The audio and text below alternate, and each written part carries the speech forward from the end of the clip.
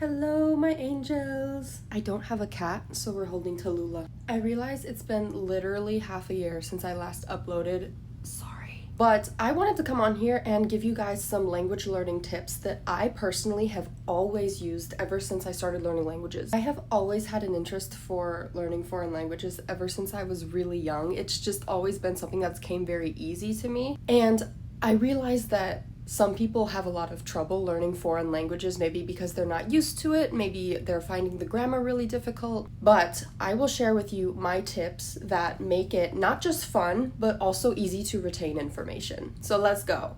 While I will say that these tips are very versatile and you can use them with learning any language, I will say that there are some that work better with learning languages that are not in like the Roman script. So this one might seem like kind of a no-brainer, but if you like to read, I would highly recommend finding books in your target language. So these are in Russian, these are actually from my mom, but if you are able to read in your target language, and you can practice in your head picking up the alphabet, picking up the different letter combinations or word combinations, it will make things a lot easier. Especially if you already love reading and that's just something you like to do anyway, I would highly recommend getting books in your target language. And what I always try to do when I'm reading in my target language is not to instantly go and Google every single word I don't understand. If there's one word in a sentence and I can pick out the entire rest of the sentence, but I can't pick out that one word, then first I try to use my brain to make an inference on what that mystery word is or it might mean. And if I still don't get it, then I can go Google it. But what you want to do is you want to make your brain work. You don't want your brain to just get used to you Googling everything, because then you're not really retaining what you learn.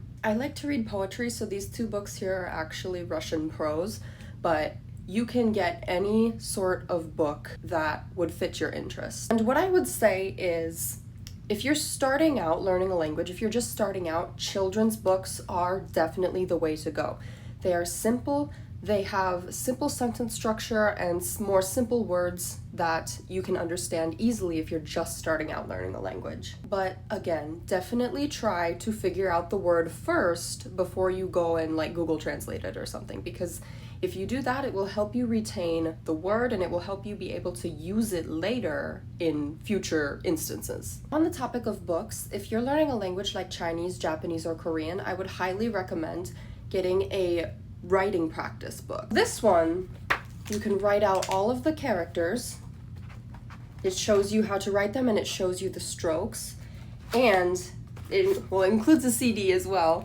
But it also gets into like everyday conversations that you can practice writing and speaking, and you can listen to if you have the CD. So I would totally recommend that. The next tip I have is to find a speaking partner. And I don't even care where you find this person from. I mean, let's make sure we're being safe about it. But having someone to speak with will greatly help you retain and use the language later on, especially when you can associate language with speaking. You know what I mean? For me, I'm much better able to carry out a conversation in my target language if I'm already used to associating the target language with real-world conversation. It definitely increases the fluidity of the conversation and it allows you to be more authentic with people the more you talk to them. For me, the best way I learn a language is through experience. So just talking to people in my target language. My husband knows I try to practice my Urdu. Sometimes it does not go well, and that's okay. You just have to keep practicing in order to get better. What I used to do when I was younger is I would make these little index cards. I don't have any of my real ones with me right now, but I would make these little index cards